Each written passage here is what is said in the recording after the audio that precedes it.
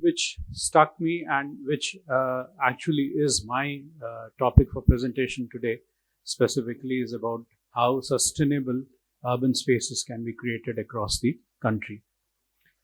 DDA, as all of you know, is the kind of, so to speak, the landowner of the land in and around Delhi, the entire NCT area of Delhi.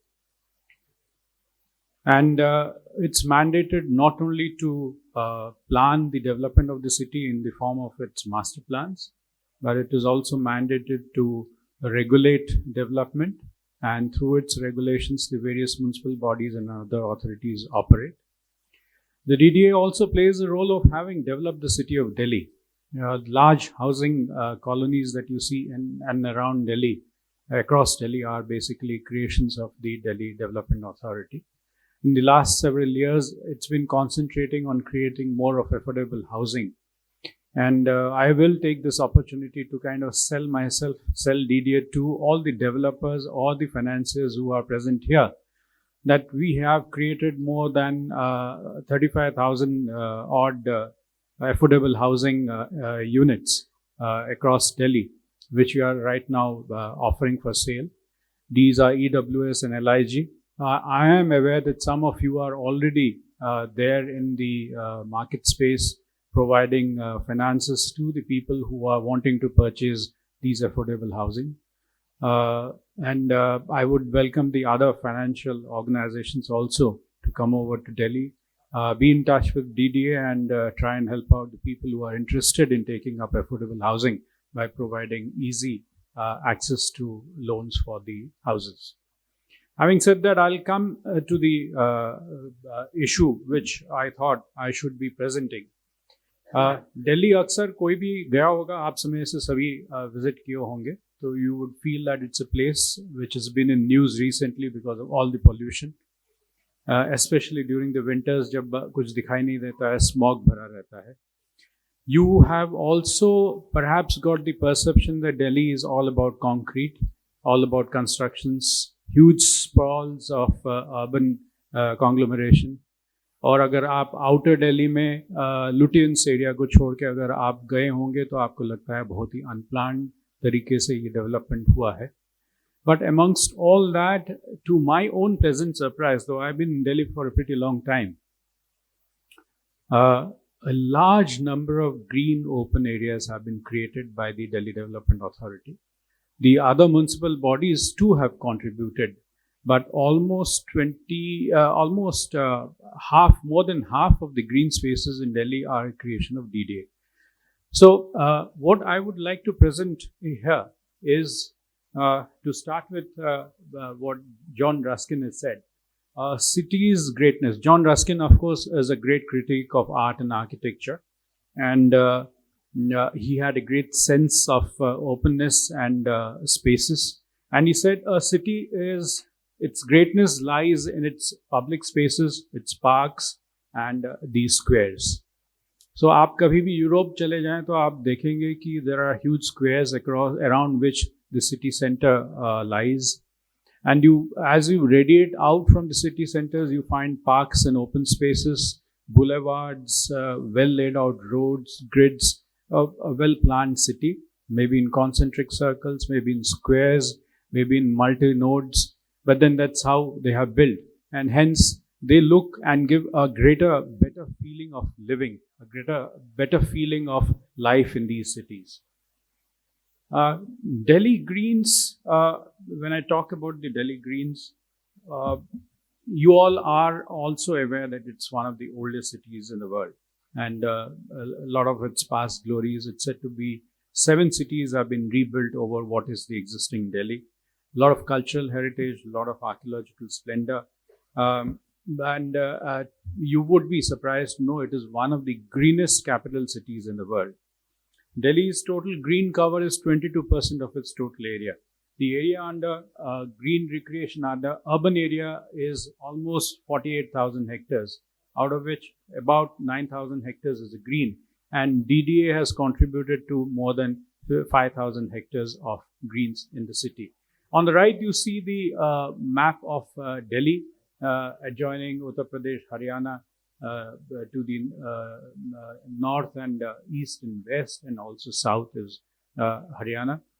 And the green spaces are marked out. You can see the green areas, which are patches, are the traditional green areas of Delhi as per the master plan.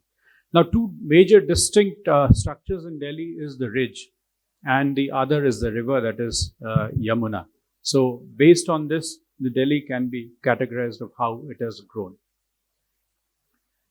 Urbanization has been happening rapidly across Delhi since the last so many decades. You see how the land use change has been taking place over time.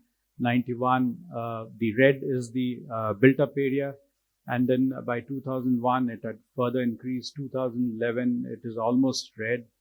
2021, these are all census data, but I must tell you from the planning point of view, the red has further spread by 21. And when we are moving into the 2041 master plan, we are looking at only a very small, narrow green space left out, or a yellow space left out, which is basically non-developed. Otherwise, most of Delhi is now filled with planned development or unplanned development. Now, the impact of such development is obvious to all of us. It causes a whole lot of modification to the local climate. The morning the speaker spoke about how the local climate is getting affected, about the urban conurbations becoming islands of heat. Naturally, there's a whole lot of demand on natural resources, specifically water requirement. There's a whole lot of waste that is generated, including solid waste and liquid waste. The sewage systems are under high demand.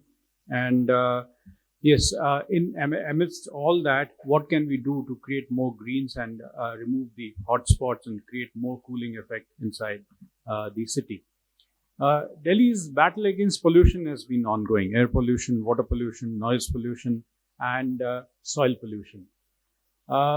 The efforts that the Greens are doing to abate the pollution is through carbon sequestration, through wetlands, doing buffer plantations, bringing in green initiatives, restoring the water bodies, and recycling waste and wastewater. So, very critical aspects of an urban development. Why I'm specifically pointing out the issues of Delhi to all of you is that many of you are planners sitting here from different cities. Many of you are policymakers sitting here from UP and other states. In the rush to create more of urbanization in terms of heavy density, densification of the cities, because a lot of migration is happening from the hinterland, we lose sight of the fact that what should we do with the open spaces? How much of open spaces to be left out? How much of greenery is to be created? If we don't do that, then we will face problems like we see in the pictures. Smog in Delhi, India Gate can barely be seen. The mountains that have been created by dumping solid waste in 3 different parts of Delhi. You see the white foam on the river Yamuna because of the effluents that are discharged into Delhi. A lot of surveys have been done, and not very good things have been said about how the pollution status is in Delhi, and I'll not repeat them, though I mentioned here. You've already read them. I'll just not repeat them because it doesn't behove on my part to be speaking ill about my city. So I will avoid that. DDA, as the master planner of the city, has been thinking about how to regulate the issues of pollution, and also how to create more green spaces to counter pollution. And we've seen that happening over the different master plans. We are into the 4th master plan now, ever since independence of India. And every time we see our planners, much before we came into existence, had also thought about what should be the strategy for introducing more of blue and green. So, as I already mentioned, almost 20% of the NCT area is green. What DD has done in terms of contributing is added 6 biodiversity parks with a diverse variety of native trees, species, and wildlife. Now, I don't think any of you would have actually heard about biodiversity parks in Delhi. Unfortunately, these are These are developments which have never come into the limelight. People do not know, except for the people who are from the local areas who visit in large numbers. I'll tell you a little bit about them much later.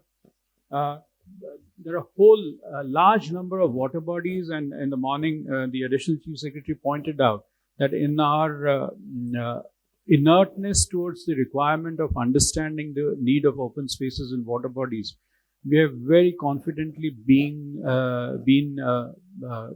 filling up all the water bodies and creating structures over them. Bangalore is a prime example of how it used to be a city of small water bodies, and over time they've all been filled up and construction has taken place, urbanization has happened, and hence you see now flooding happening. Delhi is another prime example of how the drainage has been majorly impacted because there is no outlet now. The Yamuna was the major drainage system for the rainwater which falls onto the ground, but there is now no way the rainwater can flow back into the Yamuna, and hence you find that large portions of Delhi become submerged every time, even if it rains a little bit. DDA has taken up more than 250 water bodies for rejuvenation, and more than 17,000 parks of varying sizes have been created, covering more than 8,000 hectares of land through DDA, through the municipal bodies, which is the NDMC and the MCD. Delhi, to become greener, cleaner and future ready, what you need to do is you need to conserve and enhance the blue-green assets. You have to obviously mitigate pollution. Just creating the greens won't do. You will have to reduce the source of pollution. You will have to elevate the disaster and climate impact changes. It is now a reality. We would be living in a zone of ignorance if we refuse to accept the fact that climate change is here for real. हम हर बार यही कहते हैं, इस साल बारिश थोड़ा सा ज़्यादा हो गया, या इस साल गर्मी ज़्यादा पड़ गई, या इस साल सर्दियाँ बहुत ज़्यादा लंबी चल पड़ी है. Just try to remember, this is what we've been saying every year since the past almost 10-15 years. And when you correlate each year, you will realize that it's not a one-off incident of a particular year.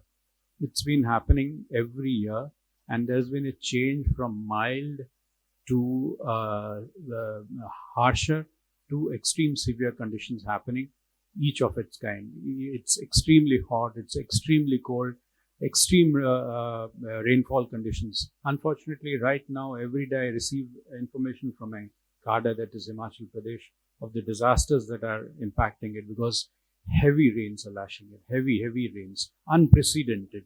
In my long span of stay in that state, I have never seen that kind of rainfall happening. All this, I must say, is a change in the climate pattern and weather conditions. Now, blue-green infrastructure, when we talk about that, what are we talking about? We are basically talking about the vegetation, we're talking about the soil conditions, we're talking about the natural processes in an urban context, and how to deliver landscape and water management benefits using them. Objectives obviously are to make life more healthy, more prosperous, and the city more resilient to the situations.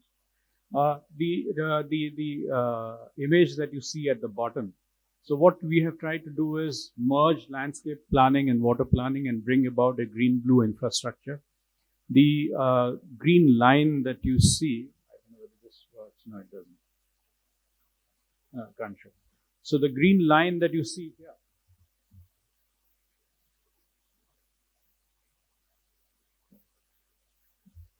this is a recent initiative of DDA where we've tried to merge tackling environmental issues, creating blue-green areas, at the same time converting it into a place where public can actually have an interface. This is a stormwater drain which is being built from the Indira Gandhi International Airport, leading all the way through Dwarka, and finally with a fallout into the Najafgarh drain. This will basically collect all the rainwater. What the difference is, it's not simply a drain.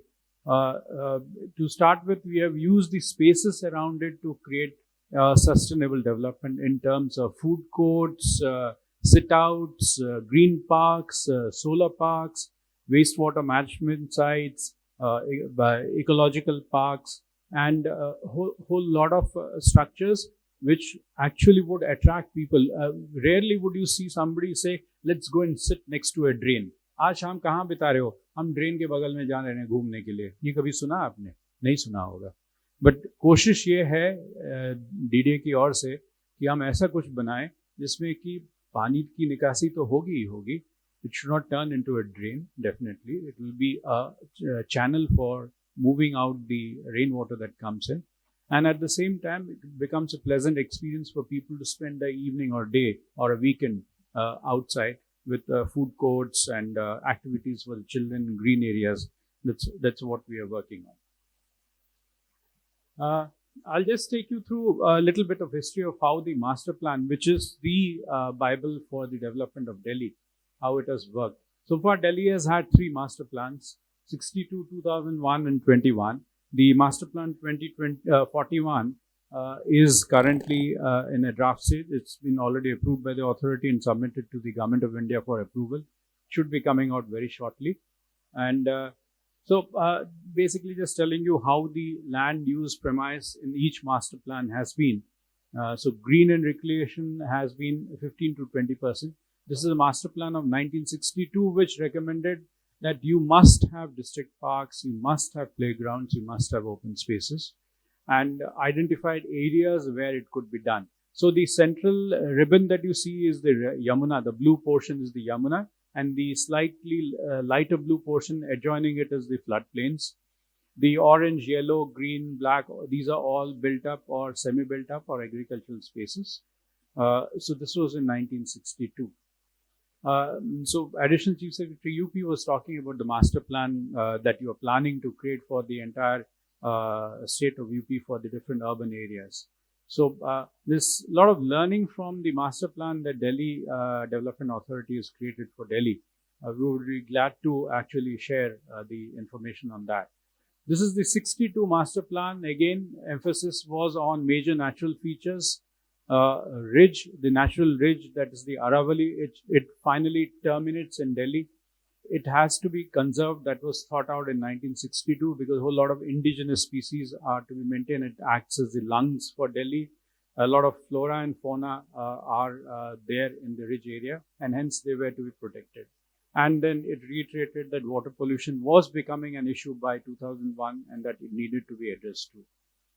Master plan of 2021 said now Yamuna had become a center of attraction, said we need to regenerate the river Yamuna. A lot of emphasis on forest, wildlife sanctuaries, and river Yamuna was proposed to be kept free, conserved, and a lot of unrestricted and unplanned urban development should not happen on its riverbeds. And then for the first time, there was a designation and delineation of the area in and around the river for its usage. And then finally, the master plan, which we have now drafted, we are talking about environmental policies. The master plan 2041 draft talks about blue-green infrastructure, of how each area should be developed in terms of the blue-green nature. And it talks also about the building plans of how they should be green. In the process in the last 40 odd years of the master plan's history, we have had now a lot of greens have come up. We have regional parks, city forests, district parks, community parks, neighborhood parks, tot lots, biodiversity parks, and the Yamuna River floodplain. They are scattered all around Delhi. So you see the city forest in the top right corner. That's the Jampana city forest. It actually is a forest right inside the city. If somebody has been to the Greater Kailash area, would have seen this sudden forest pop up right in the middle of the city. Then there are district parks, which are huge chunks, almost huge sectors, which have been converted into parks. Then, of course, the Yamuna floodplain, and at the bottom is the community parks, which you have in and around every pocket. The master plan again reiterates of how we must prioritize the environmental sustainability. We must facilitate economic development also at the same time. Often we see that our thought processes, because one department is handling the environment, another department is handling the economy, they do not talk to each other and they work at cross purposes. So the master plan tries to think in terms of marrying the two, so that one doesn't prevent the other from actually achieving its goal. We are also looking at enhancing the heritage, cultural, and public life, improving housing and social infrastructure, reducing the carbon footprints, and bringing in resilient physical infrastructure. Just show you now quickly, I'm sure you will enjoy this because these are all pictorial depictions of how things have changed in Delhi or happened in Delhi in terms of the parks. So I'm sorry for the mix up of I think in the transition it has got mixed up. So you're talking about the sustainable green experiment that DD has been doing. The biodiversity parks. The Yamuna Biodiversity Park is one of its kind. It came up almost 15 years ago next to the Wazirabad barrage, and about 185 hectares. Fortunately, we took in scientists to work on this, and instead of doing it ourselves. So the professors of the Delhi University who were working in the Department of Environmental Science, they actually came in as a society, and DDA funds them, and they actually are implementing. So you see Yamuna River where it's marked number 1, that's the Yamuna Biodiversity Park. It used to be a degraded area, bereft of vegetation, flora and fauna, and over time now it's people can visit. Similarly, we have 6 other biodiversity parks, all working on the same lines of ecological development, natural ecological succession, and natural ecological regeneration based on scientific principles, which has actually led to creation of green spaces, wetlands, and whole lot of flora and fauna which have now come into parts of Delhi. This is the Yamuna Biodiversity Park, started off 2002, gradually moved on to until 2020, which brought in whole lot of new flora and fauna into the area. These upland ecosystems are basically areas above the river Yamuna and along in the Yamuna Biodiversity Park. Again, how transition, you can see the photographs in 2002, bare land, 2004 started greening, and over time, you see in 2018, the Yamuna has become a part of the Yamuna Biodiversity Park, and you see a whole lot of change in the area. So many of you must be again thinking, how does it matter if you create all these water spaces and greens? If you need to control pollution, if you need a place which can act as a sink for all the pollution that we are creating in an urban area due to the development that is taking place, be it the construction work, be it the number of people that are coming in, be it the resources that are being utilized and consumed, and the waste that is being dumped out, all that can be, all these biodiversity parks can act as a sink for that. There are clear indicators of how your biodiversity parks are working. You see a place which was bare, which I showed you in the last slide, 2002. Now you have all these flora and fauna very much present in the biodiversity parks, including a leopard which was traced. It found the habitat to be very good. It jumped into the area, came in from outside, came into the city, and it was found inside the Yamuna Biodiversity Park. So you have jungle cats, civets, etc., which had almost disappeared from the scene. Neela House, this is a historical park, probably from the time of Anang Pal Tomar, the dynasty of Prithviraj Chauhan. They had their forts in and around the Mehrauli area. Remnants are still there. They are part of DDA's heritage, and we are working on them to restore them. The Neela House was a small created lake by the then king, and this was totally polluted because a whole lot of sewage water from the adjoining colonies were being dumped here. We used a natural system of regeneration, collecting and screening them, channelizing them, oxidating them through a natural filter process, using ridges and furrows, all natural, to ultimately get clean water. So you see a before picture in the center and the after picture on the right. And the bottom one is currently you see with a whole lot of birds which have come in, migratory birds which have come in here. This is the Aravali Biodiversity Park. Again, a huge chunk of land. If you have all visited Vasant Kunj and the malls out there, next to the ONGC headquarters. All that was part of the Aravalli range. And the biodiversity park has been earmarked right behind it so as not to allow more further destruction of the ridge. And you see the before picture, the same area at bottom you see is the after picture, total regeneration. And the right side you see how it had been totally, this was actually an area where a lot of quarrying was taking place earlier, and now it's all been restored and rehabilitated with major attractions of medicinal plants and flora and other fauna. This is the Northern Ridge Biodiversity Park. All of you who have studied from Delhi University would easily identify this is a place where you would disappear in the evenings with your friends. And this again is a park which is with DDA. A lot of monuments inside it also. The Mutiny Memorial, the Ashoka Tower, the Flagstaff Tower, and the Chauburji Mosque. But all around it, you see the development that has taken place because of the natural scientific way of regenerating the flora and fauna of that area. Similarly, the Tilpat Valley Biodiversity Park, now you find pythons there. In Delhi, pythons is something which is unimaginable.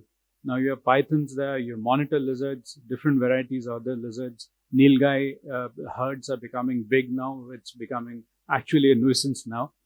And you see on the left how it was, on the right how it has regenerated.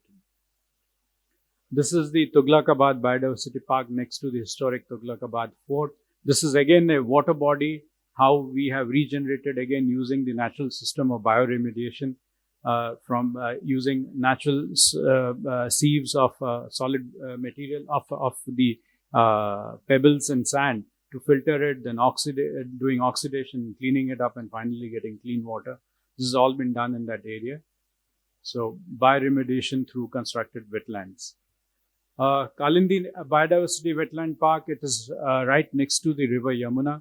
Massive development had happened where again we had linked up all these water bodies to convert them into oxidation ponds, filtration ponds, and constructed wetlands. Unfortunately, development takes precedence, and we have the rapid metro, the rapid rail line moving through it, and the NHI had to construct a bridge across the Yamuna.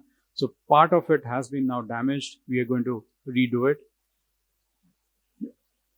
Coming to the Yamuna floodplains. Now for UP, people from UP, this will be very, very important because we share the same heritage, that of Yamuna, flowing through our city and your state. And let me also inform you that certain portions of the Yamuna floodplain are, so to speak, with the government of UP historically. And government of UP under the Irrigation Flood Control Department has been very kind to hand over that area to the Delhi Development Authority for the maintenance and regeneration and upgradation of those places, as we have done in the DDA part. So this Yamuna floodplains is spread across 22 kilometers. Though about 50 odd kilometers is stretch of the Yamuna once it enters at Palla in Delhi and goes out from Okla. But the prime stretch is about 22 kilometers from Wazirabad to Okla Barrage. And this is how the Yamuna flows through Delhi. So this is the state boundary. We have created the zone O boundary for the river. And this is the floodplains. And this is the identified the wetlands across the floodplain. These are the green areas which we have identified to take up.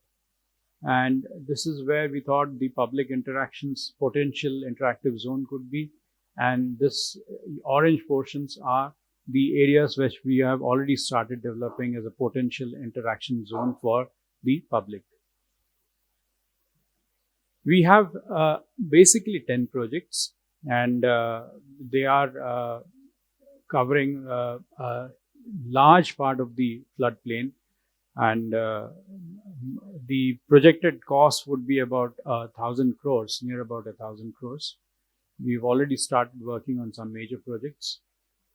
We've named them differently to identify them, and since they're segregated each other physically also.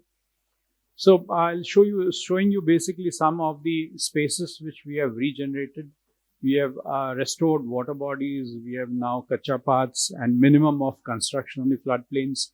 The Honorable National Green Tribunal, in fact, had passed certain orders in terms of development of the floodplains, and it had authorized the Delhi Development Authority to delineate River Yamuna into a river zone and a floodplain zone. That's what we have done. That's how we are working as per the guidance of the Principal Committee.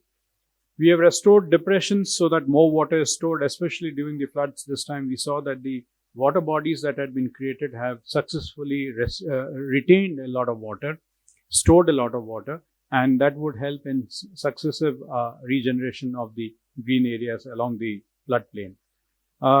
The one in between is a green space where Asita, where we have created a human public interface, a small manicured portion so that people can come and spend with their families, and a lot of riverine grasses.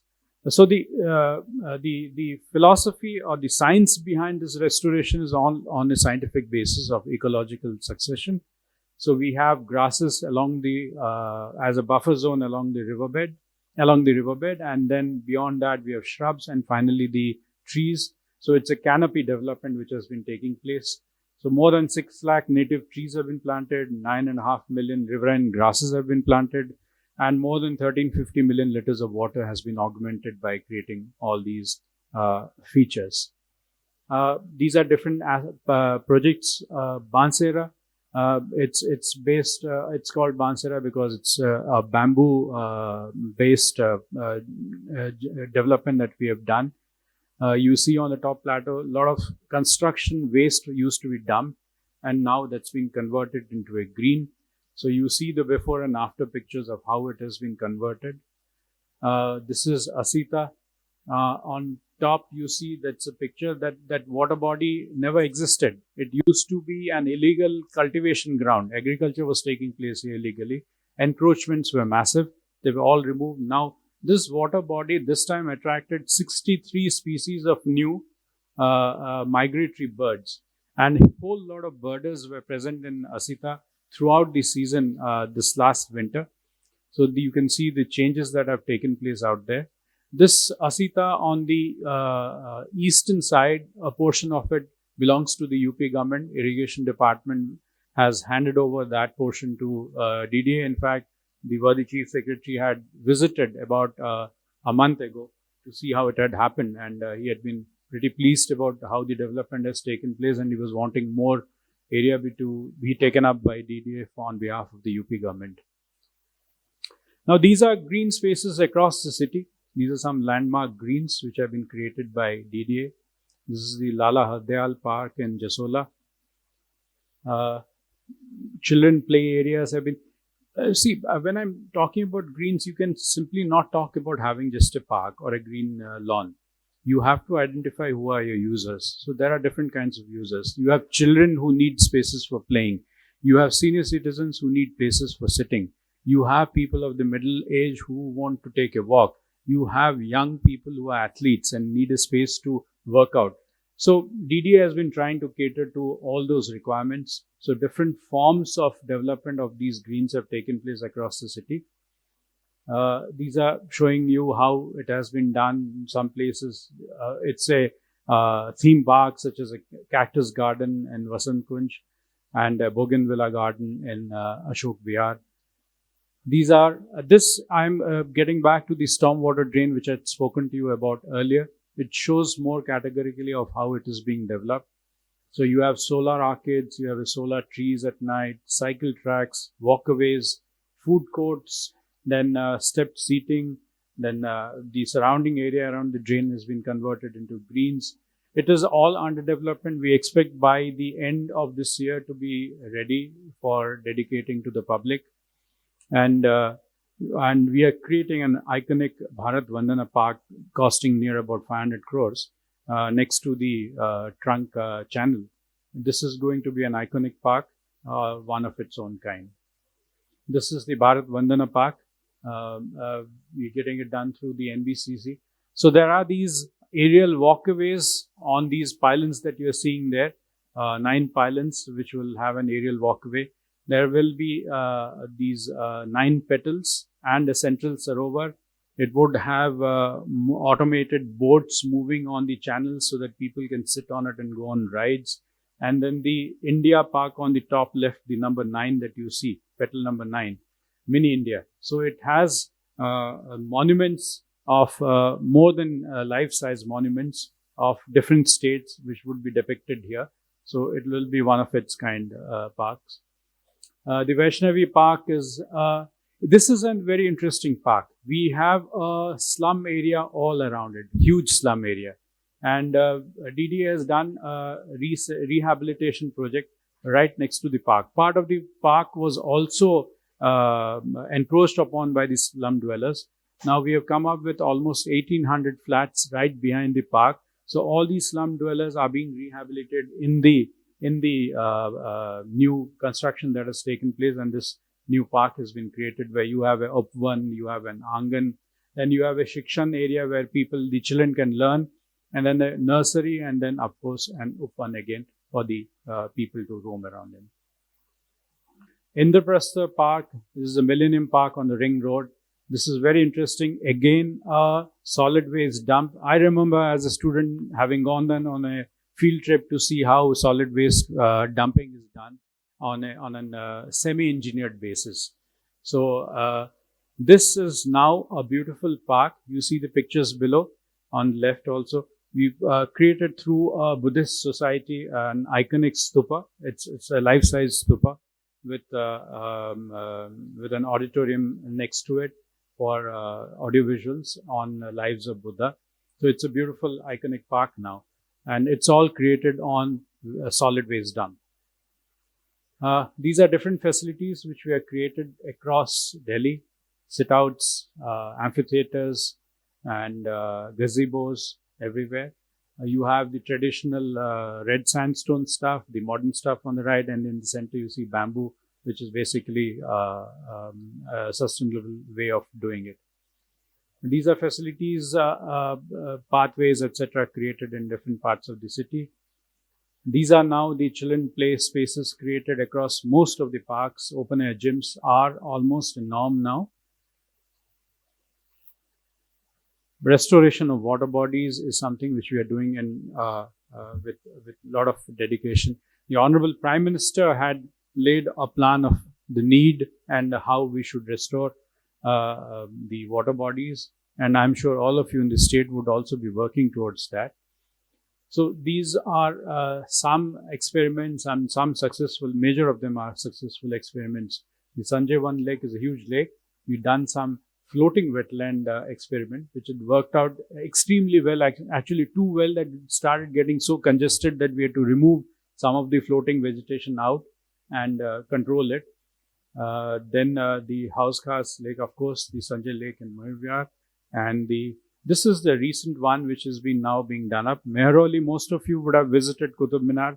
Right behind it, you wouldn't know because the ASI prefers to lock up their area and doesn't allow people to enter into the Mehrauli Archaeological Park. This park is some 55 odd monuments, some of them with ASI, a couple of them, some 5 of them with the State Archaeological Department, and rest of them with DDA. The land belongs to DDA, so DDA has been developing it.